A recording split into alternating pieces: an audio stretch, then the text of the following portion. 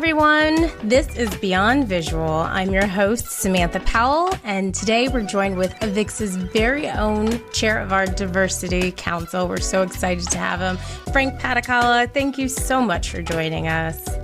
Thank you. Thank you so much. This is amazing. Thank you for the opportunity. It's only amazing because you're able to join us, so I appreciate it. So I know everybody knows you. You are a legend around the AV community, so you can, toot, toot, beep, beep.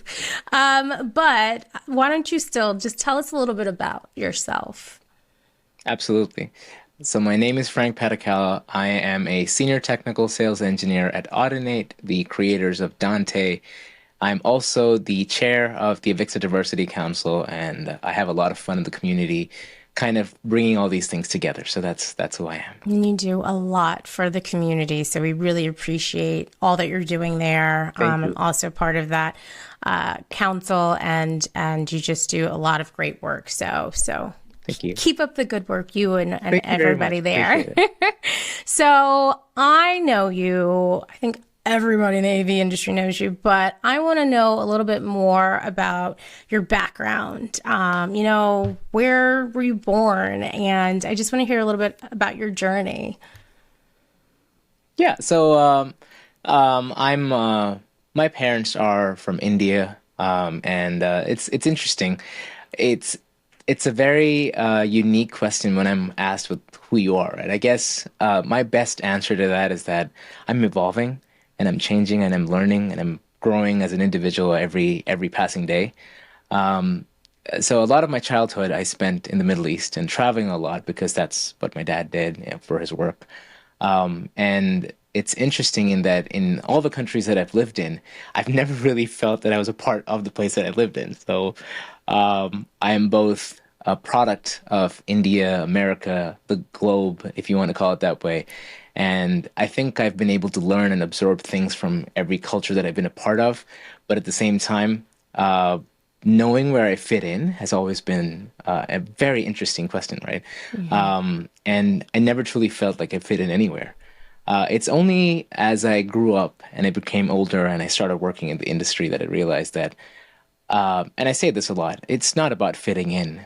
It's about being comfortable with who you are. And as human beings, I think there's this constant struggle every day to find that sense of belonging. So belonging is a term that DEI practitioners, and DEI, just so everyone knows, is diversity, equity, and inclusion.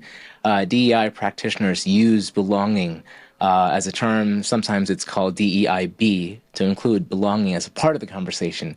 And it's about finding that sense of belonging. And I think it all stems. It starts from having an understanding of who you are. And the best part about us being human beings is that you don't have to be the same person every day. You can change, you can evolve, you can become a different person tomorrow. And that's on you. That's completely your thing. So who am I? I don't know. Today, I am a part of the AV industry. I'm a proud contributor to the industry. I like to give back in whatever way I can. My background is not in AV. It's a lot of it is in IT and networking. And so I come from that side of the technology, realm. And I came into AV, again, in typical Frank style. I didn't feel like I belonged in AV either because I came from an IT background, right? And what I've learned is that there are people who will relate with you. You will find your allies. You just have to be a little patient. So it's been a fantastic journey. I'm absolutely enjoying it, and I hope to reflect that. We have very difficult conversations every day about these things, about belonging and who you are, and as an individual, as your background, your childhood, and all these things. And it doesn't have to be all dark, and it doesn't have to be a difficult conversation. There are people with good ears out there that will listen to you, and just find them and talk to them. I'm one of them. I'm proud to be working with AVIXA as a volunteer as well, because AVIXA as an organization truly does represent so many of those values. The people at AVIXA, they're like family to me, like Sam. It's like we've done so many things together. It's just amazing. I'm completely at ease having these conversations. It's because of the people that I'm talking to. So, the AV industry is great. The place where you're at is great. Just be patient. and that's kind of reflective of my journey, of who I am and the culture that I represent and the feelings that I have towards the culture. Now, interestingly enough, I just got back from a vacation.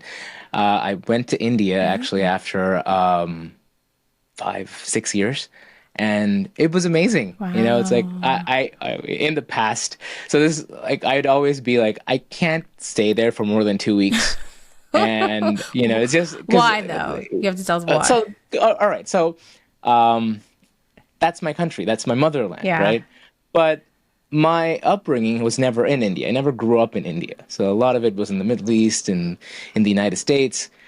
So there's a lot of things that I never could relate to going back to India. So, like I said, I'm a foreigner there too. So when did so give me the timeline of, you were born. So I grew up mostly in the Middle East, actually. And I moved there when I was really, really young, when I was a baby.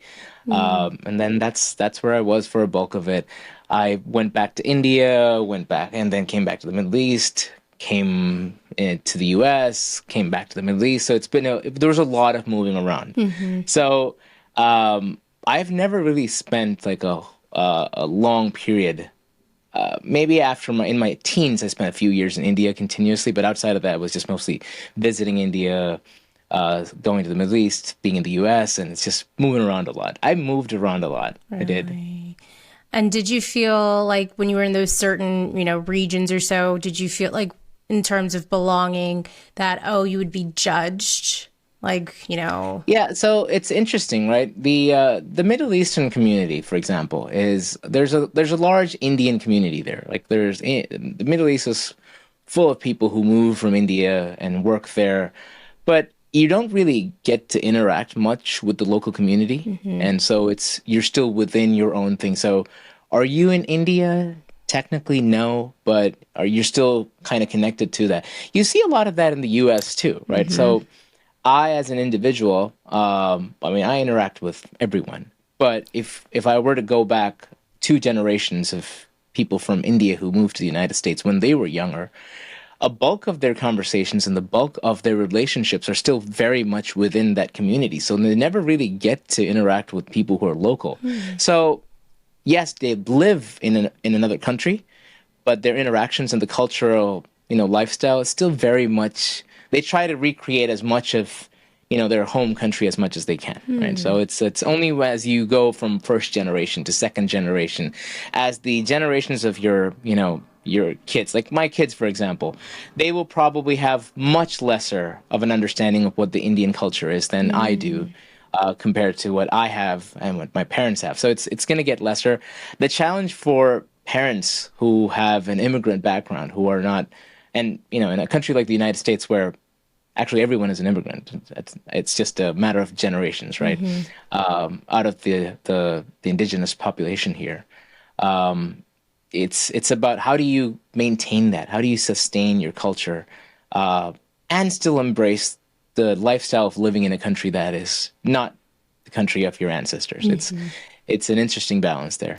And do you find? Oh yeah, sorry, what were you gonna say? No, go ahead. Go right ahead. So, in terms of belonging, in our AV industry and diversity, do you find that there's people who look like you and are have a similar background that you could relate to? So it's very good question. So my background is technical. I'm an engineer, and the first few years in the AV industry, as I was working, I was never in a room where there would be people who looked like me. I saw very few engineers who even looked like they were from an Indian background or from even so. Interestingly enough, there's a large Indian community that moved to the Caribbean islands from Guyana and other places. So even if they're not from India, they were from India maybe a few generations before people came to the United States. I never got to see anyone who looked like me, right? And to the point where I didn't really notice. I didn't see, a lot of people talk about representation, right? And representation matters in the industry. But when you don't see that, there are times when you just become oblivious to the fact that not represented there, and you don't even know if it matters. Now, I've been very fortunate, right? I know I've heard a lot of tales, and I've talked to a lot of people who have struggled with not finding representation and how that affected them.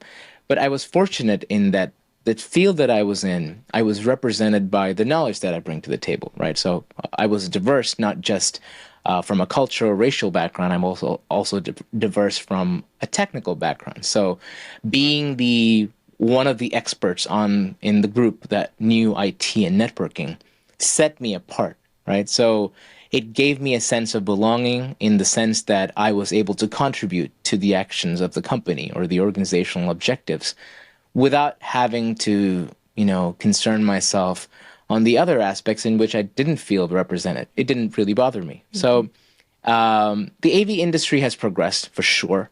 With every passing, I like to measure things in infocoms. It's like that's kind of like our annual, reset, Mecca, so to speak. Right? I mentioned that a few minutes ago, right? Right after Infocom, there's like a lull in terms of the number of events we do. Things are busy at work, but, it kind of gives you a chance to recalibrate. So every time I go to Infocom, I'm not talking statistics. I'm sure AVIXA would be more than happy to. And, there's been solid work that the council and AVIXA has put towards making sure that there's more representation at these events. But just visually, every event, you see more and more diversity in the people that are attending there. There's people of color. There's people you didn't see 5 Infocoms ago. So that's great. We are growing as an industry. We're becoming more accepting.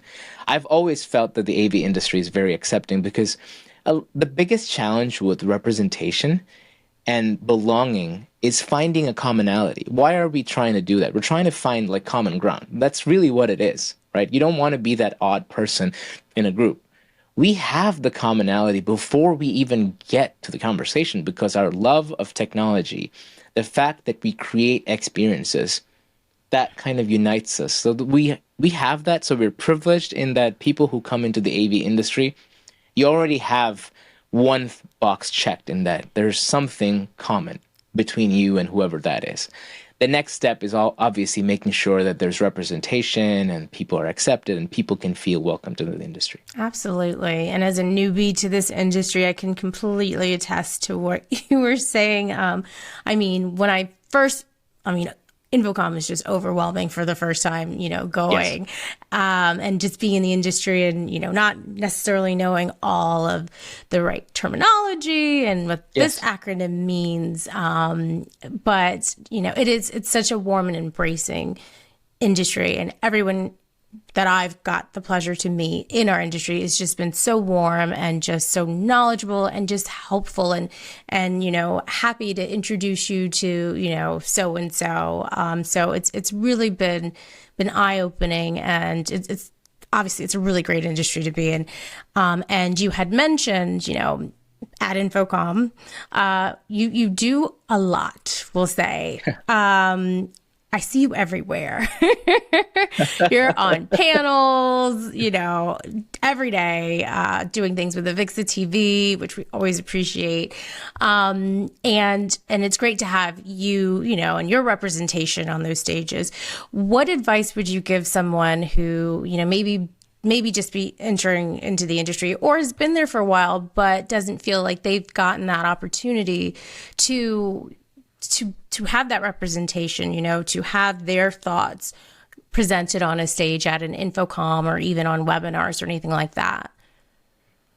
So, I think what we need to understand is that representation at times is a conversation that's bigger than ourselves, right? And that's what prompted me to push myself to be more outspoken and be out there, because from a job perspective, I'm privileged. I think acknowledging my privilege is the first thing that I'll do, and I will do that without any shame in saying that.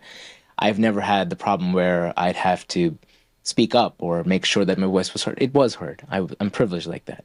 But when I realized that I am privileged, I thought to myself, I have to use this to good. I have to use it so that other people who look like me, maybe it was an issue for me. I'm fortunate in the managers and the companies that I've been a part of. representation didn't really become a huge concern for me. But if I don't do that myself, the next generation of people will not see that. And I'm hoping that in being more vocal, the message that I'd like to give to other people is that there is an industry that's here to listen to you. And when I say listen to you, it's your opinions, your perspective, who you are as an individual. That's what people want to hear. I think the biggest complaint that we get about most panels and educational things at events is that we keep seeing the same people. We want to see new people out there, right? So there is a space, a void that you as an individual can fill. And again, it comes back to the thing that I said in the beginning. It's about being comfortable with who you are. I'll give you an example, right? And it's purely cultural. It's a family decision. It's something that I personally practice. I don't drink alcohol, right? I don't have a good reason for it. I just don't. I've never had it. I don't drink alcohol. But you do know that after events, that most of infocoms and everything, it's a part of the conversation, right? So when you're the only person that doesn't drink alcohol, it used to be awkward for me. I used to think, this is it's a party. What am I going to do? I can't just stand there. And I said to myself, why not? It's like, why can't I just stand there? I can still have those conversations. I don't have to have a drink in my hand in order to feel comfortable. So it took me a while, right? I was very awkward in the beginning. I didn't know how to do it. And then I thought to myself, surely there is one other person in this industry who doesn't drink. It's hard to find. Come on, there has to be at least one other person. And you know what? If I don't put myself out there in those uncomfortable positions, I'm not going to find that other person who's just as uncomfortable as I am, right? And you know what? There's tons of people. There's a lot of people. And when I say to people, it's okay to be at an event and not drink and practice whatever background it is, culture, religious, be comfortable in who you are. Be comfortable asking those questions, right? There are dietary restrictions. It's a big issue for a lot of people when they go in a group event. They're uncomfortable speaking up and saying, "Does this food have this? Mm-hmm. Is it like this? Is it halal? Is it kosher?" You know what? Ask those questions. Mm-hmm. There are people who will respect your decisions. You will find your community. It'll take a little time, but I think the first piece of advice that I'll give to everyone is put yourself in those uncomfortable positions. You'll only find your allies there if you keep shying away from the opportunities that you have. And I know this is a huge ask. It's challenging. It's difficult. It's stressful. It's anxiety inducing. The fact that I'm saying this to you to just put yourself in a stressful situation is probably creating stress in someone's mind right now. Yeah. But you know what? You'll find those allies. And that's why people like ourselves within the council are here to support you. My coworkers are great. I'll give you an example. Every time we have dinner together, they know that I don't drink alcohol. So they will ask the question before I do, hey, was this made with alcohol? Because, Frank can't have that, right? Mm. And I found my community there. As I found people who respect who you are as an individual, you will find it too. There are good people out there who can listen. So first piece of advice, it's okay to be a little uncomfortable. Mm-hmm. You will grow. You will grow as an individual. And the next piece of advice is, as you embrace who you are, you will learn that you have a lot to contribute to these conversations. You'll understand that there's an opinion that only you have, and that is because of your individuality. It is because of your diverse background that you're able to give that opinion. Only you can give that. There's people who want to hear that. I tell people, whenever they're on their first panel, it's nerve-wracking. Mm-hmm. That first panel experience, even if it's an online webinar on Zoom, people are freaking out, right? And a piece of advice that I give everyone is, you know what? You didn't create the panel. Somebody else did. Yeah. AVIXA did, or the council did, or somebody did. And they invited you to be on the panel. Mm-hmm. Clearly, somebody else thought that you know this, even before you thought about it. So when you're in that moment and can't trust your own self, trust the people who invited you. Because people think you're smart. People think you're able. People think that you have something to contribute. Trust them. Just run with it. And, eventually you'll become a pro. So those are my advice to people who are trying to find their groove in the industry. You'll get there. This is a great place to be in. The AV industry is fantastic at that. I really like that advice because I Thank you. am one of those people who, yes, are self-deprecating or, always Yeah. questioning. And I like that piece of advice if you don't, not to say that you don't believe in yourself, but understand that you were there for a reason, right? And other Yes, people see it absolutely. in you. And that sometimes is how people It's excel, hard because right? we are our own worst critic, and we'll sit there, Absolutely. we'll critique every little thing, and I tell people, nobody's going to remember this. It's That's true. like it's fine. Yeah, it's recorded. They'll go back and listen to it, but you can also look at yourself. And so I've been doing panels and these things for a couple of years at least now, right? And I go back and have I gotten better at it? Absolutely. I'd like to believe I did, because if I didn't, I'm doing something wrong. You improve, you get better at these things. Yeah. You kind of get more comfortable in these conversations. And you know what? Even if you don't get comfortable, you're learning. See it as a learning opportunity, and the next time, just do it and stop being hard on yourself. There's there this our we have so much to give, and sometimes in that pursuit of perfection, we forget that we could be doing a lot more. Just do it. Right. As hard as that sounds, sometimes just jumping in is the best way to approach these things. That's I know it's awesome. hard. I know it's difficult, but you will find the right allies, and that's why I think AVIXA is a fantastic resource.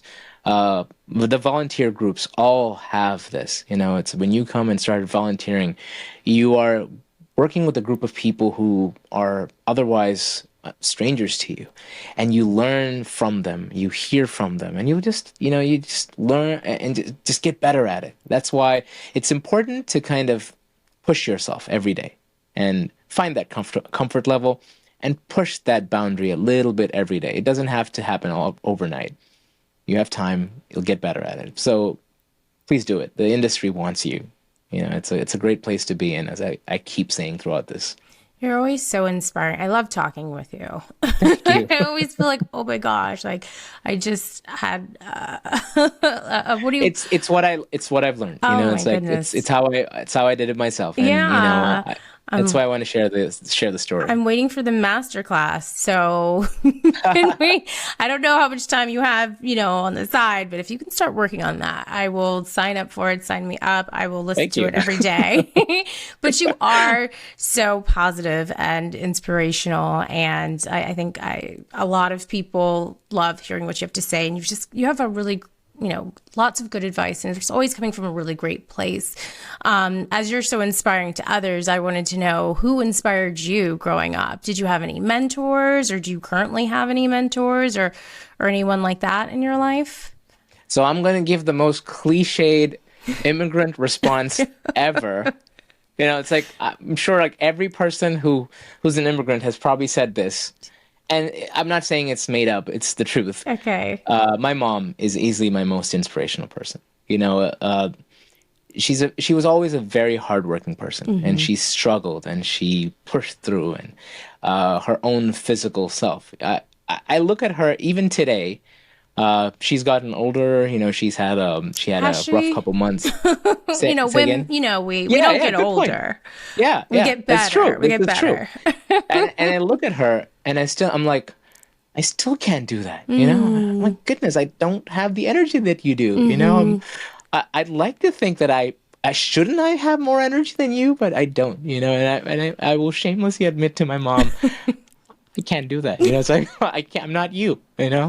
And my mom has been a huge source of inspiration for me, just for the fact that. So I'm an only son, right? I don't have any siblings, so obviously I was the center of attention, But even when I was the center of attention, my mom comes from a generation before us, but she instilled in me a lot of good values, right? She was always like, you have to be supportive of other people. You have to help other people.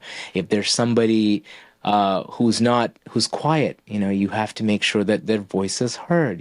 Speak up for them, stand up for things that are right. My mom was always one of those people who spoke up. right now, and she's had her fair share of issues because of it, because nobody likes people who speak up. It's like, oh, yeah, all right. There's all those little grumblings in our family thing, right? But she didn't care, because you know what? When she saw something was right, she would always be the first person to say, that's right. I don't care who said that, but that's right. And that taught me that it's important to be that voice for yourself, for others, and as you grow, keep developing that skill. So she's been my inspiration easily. I don't see anybody else who has influenced my life as much as my mom has, and I'm proud. It's a blessing. And again, it's a privilege that I understand that I've had, and I didn't do anything to get it. It's just a blessing, and I'm happy for it. Well, she raised an amazing son, so you have to make sure she sees this. She sees everything, by the way. She follows me, she likes reading my posts. She likes seeing my videos. She will, she loves watching things on. So we have a large TV in our living room, and she'll be like, "Can you put it on YouTube so I can see it on the TV?" And so whatever I do, I have to make sure that I upload it and she sees it. So it's like she's my number one fan. I love that. Is she on the X, or does she know how to get on the X? Is she tweeting? Well, not yet. Not yet. Okay. There's time for that. Yeah. And I see you. And how many little ones do you have? Was it 2? I have 2 little kids, my son and my daughter. They're 11 and 9. Okay. Oh, okay. Great. Both great ages. So are you, I assume you're instilling all of those life lessons and such to them. I try. I do my best. I try to do that. It's like my son and my daughter, especially in her class, anytime there's a new student, she's always the first person who goes up to the student and talks to them. And she just likes the fact of, that talking to someone new makes them comfortable. And, and her teachers always say that she's very responsible. My son too. So I'm happy. I'm trying my best. And, it's interesting that I'm also trying to teach them the culture they're from, and what that represents to them. And it's hard because at times there's very little of our culture left. And you kind of have to rely on pictures and trips like this. So the vacation trip, I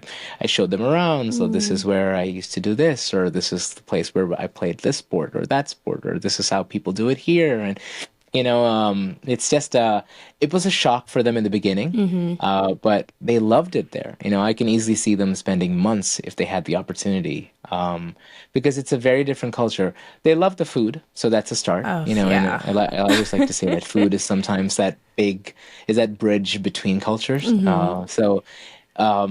Do it at whatever level you can, and that's what I tell people. It's hard to hold on to very traditional culture values. Some of it deteriorates, it evolves, it becomes something more hybrid as time goes along. But, even those little lessons, I try to teach them our languages. That's the other thing that I'm doing.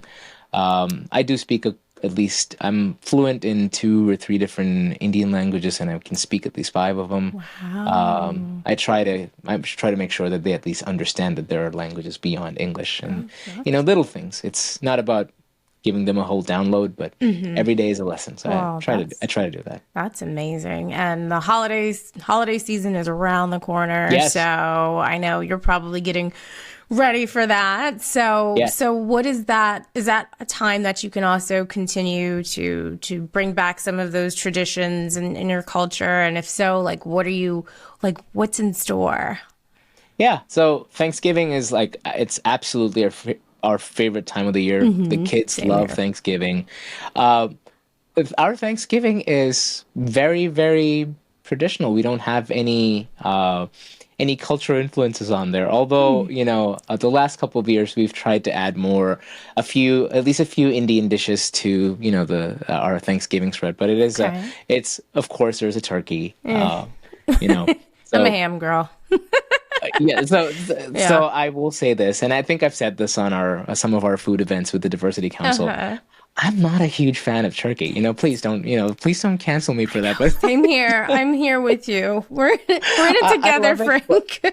Yeah, So we'll do it once a year because it's Thanksgiving, and Thanksgiving needs You a turkey, have so to we do that. get the small But one. the one thing that we did try to do over the last few years is we've tried to make our turkey with Indian spices in them. So we try to make it a little, Oh, bring a different flavor to it. So it's still turkey, it's roast turkey, okay. but we try to bring in some spices. So call it a tandoori turkey if you want to. Oh It's my like it's gosh. a little twist on the thing. Okay. So, but that's about it though. Everything Really? else, I love cornbread. I Yes. love cranberry sauce, the traditional Yes. stuff. I just love it. So Okay. So wait, well, how did the turkey taste? it tastes good. It Okay. tastes really good. It's Okay. like it gives a little bit more of a little bit of more pizzazz to it. At Okay. least I think so. There's a secret. It sounds silly, but Popeyes has this Ragin' Cajun turkey, and Uh-huh. it's got all of the Cajun seasonings. It's Oh, love already it. Love it. done. It Uh-huh. sells out every year, so you kind of have to get on it. So I tell everybody like at least have it just once, and it's the There you go. There you juiciest go. turkey. I'm not a turkey girl, but just a little secret, so don't tell everybody. Um, so what holiday do you look forward to, like that you celebrate of Indian culture throughout the year? All right, so let me give you a little bit of some fun facts here, right? So the Indian culture is India is a huge country, and when people say the Indian culture, it's really hard to describe individual cultures because just like in most large countries, we have our own little, our states. So India has 29 states, right? And each state is separated by, there's of course borders and stuff like that, but there's also language barriers across the state. And interesting enough, in India, there are times when you could cross a state, like just cross the border, and you wouldn't be able to communicate with the person across the border because the language is completely different there. That's how. There's about 22 official languages as of now. I think there it keeps growing, but 22 official languages in India. So I come from a southern state called Kerala, which is at the south. We're the southernmost state of India, and a lot of times it's a funny story. Like as we go shopping, once I was at a store, and a person was she was buying I think she was buying pork chops, right? And I was standing right next to her, and she looks at me and she says, "I'm sorry." I said, "Why? Why are you sorry?" "I don't know if you don't eat pork, and so I didn't want to offend you." And I said, "I appreciate the thought, but I eat pork. I'm fine with pork." You didn't know this person? I didn't know this person. It was a random person, Okay. complete stranger. So she was just being kind, and I said, "It's okay." And so the assumption she made Oh was wow. because I'm Indian, or maybe because of the color of my skin, that I may have been from a place where pork is haram, or it's not something that's eaten, like in Muslim countries, right? So that's the interesting part about India. So my story, the reason why I said that, now people have apologized to me about beef as well, which is also something I eat, right? See So all this influence you have? yeah, it's like, and they'll be like, "I'm so sorry." It's like, "I didn't know if you eat beef." Oh my I said, goodness. I'm like, "I'm from Kerala. We eat beef in our state." So that's the thing. If you go to some states, the cow is considered a sacred animal in India, and so there are certain states that you cannot get beef, and they worship the animal, and it's part of their religious beliefs, and we respect that. In our state, people eat beef, people eat pork, people eat chicken. But that's just another subset of the Indian culture, right? And you don't even know. And you'll find people with more Western names like John and Matthew, and you'll find those names down south. There's a larger Christian population. So India is a huge country, both in terms of size and in terms of population. And every state has its own different way of approaching it. In our state, it's a very liberal state. So some fun facts about the state that I am from is it has the highest literacy rate. At one point, it's always been above 90%. So it's a very literate state. Wow. People read, people are in tune with the news. So it's a very, they're a very progressive state that talks a lot about things that are happening in the current affairs, and they're involved in politics and things like that. So you'll find a lot of similarities to metropolitan cities there, right? Because they know what's happening. And another thing that our state is blessed with is it's a very female centric state. There's a lot of focus around female empowerment in our state. The sex ratio in our state is we have a higher female population than males, and that's unique to our state. I think it's 1,050 females for every 1,000 males, which means that you have a large population of women who work and who are part of the workforce. And I think that just adds a unique diversity to the people growing up. So you have families where both parents work. You have families where just the mom works. The culture has always been around female empowerment and making sure that women are respected. So are there issues? You always find issues in the news. But at the same time, it's also a state where we practice some of these things. So there's a lot of good things in the culture that I like to hold on to, including some of our festivals. So Kerala has a festival called Onam. It's Onam. It is a true secular festival, because most festivals in India are around religious holidays. There's a religious significance to it.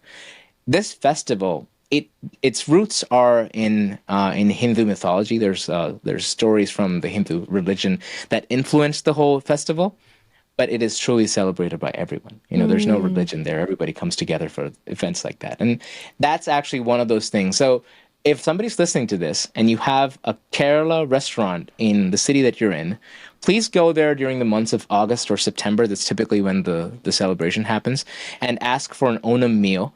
It's a large spread. It's usually a 13, 14 course meal, which has like tons of little, vegetable. It's mostly vegetarian with rice and everything, and it's served on a banana leaf. And you can find images of it on Google. Wow. So we do that every year in our household here. That's one thing that I try to do here, just so the kids can see that this is kind of one of those festivals in Kerala that our families used to know and celebrate, and it's an opportunity to meet your neighbors, and it's kind of like Thanksgiving in that you're just thankful for the whole year and you're talking about relations. But the interesting thing about that in Kerala is that it's the festival is spread across 5-6 days. I think I could be wrong, but it's about at least a week. It's 5-6 days to a week, and every day you're eating at a different place. Like you get invites to go to your family, your neighbors, your friends, and it's a lot of fun. And again, it's surely there's no religious background to it. It's just something that everybody does. That sounds amazing. And that's kind of like, there are fun things about the Indian culture that as you deep dive into it, you'll understand that it's not just yoga and chicken tikka masala. It's like there's other things that the Indian, which by the way, both are amazing. Fun fact, chicken tikka masala is not Indian. It was actually made in the UK. It's see, so you were giving us there's a lot of the Indian culture that you can learn about, and it's kind of regional. Every region has its own unique set of cultural habits and practices, which makes it very interesting. Wow. I appreciate you sharing all of this. Yeah, I just did a whole cultural lesson. I hope I hope I did justice to the history, and Google's a great resource, and feel free to look it up. There's a lot of fun things in India. Absolutely. No, I really appreciate that. There's a lot of information that I wasn't aware of with all the languages that are spoken there, and, being in that progressive state where, the emphasis on, women empowerment, like that's really great to hear, because, you watch the news or you only get a skewed view sometimes of cultures and things. So I appreciate that, you taking on us on that journey. And I want to end this journey with a question. You've seen so many things and experienced so many things. And, I appreciate you sharing, your stories of belonging. And I'm sure people who see you and just see how vivacious you are wouldn't have any idea that you had those feelings. But you've grown so much and just experienced so much in life. And I was just wondering if you could give advice to 10-year-old Frank Padikkala, what advice would you give 10-year-old Frank Padikkala? I've thought about this, and if I were to give advice to the 10-year-old Frank, I wouldn't say anything, because whatever 10-year-old Frank did, and as he grew up, to be in the place where I am today, I think he did something right, and I wouldn't change anything in the past. I like to live in the present. I like to work towards the future, and the past is a lesson. So, whatever happened was perfect. Yeah, I wouldn't change a thing. Yeah, so no advice. Keep doing what you're doing. Wow. Well, that's so impactful. I don't even know. I just mic drop. I don't have anything else to say. That is such a good answer. You always just give me things to think about. Oh, Frank, I can't wait to catch up with you again in person. So I'm sure it'll be sooner rather than later.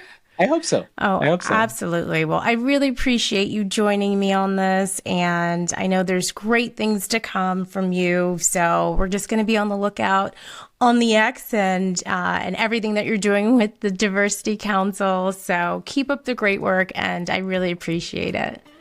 Thank you very much. Thank you very much. Please reach out, connect with me on socials, and if you have time to volunteer, please join the AVIXA Diversity Council. It's a fantastic thing that we're very proud of. We've been able to accomplish some great things in the last few years, so please join us at any time. And thank you again, Samantha, for this amazing interview. You're just amazing at this. You know how to make somebody comfortable. And so, to the thing that we were talking about before, if anybody wants to do their first interview panel, please do it with Samantha. She'll make sure that you are at ease. So thank you, Samantha. Thank you, AVIXA. Thank you for the opportunity. And I hope to keep representing the good fight that we're all fighting and making sure our industry is more inclusive and a better place for everybody to be. So thank you. Thank you, Frank. And thank you all for watching Beyond Visual. Yay! Oh, Frank, you're the best. Thank you. Thank you very much.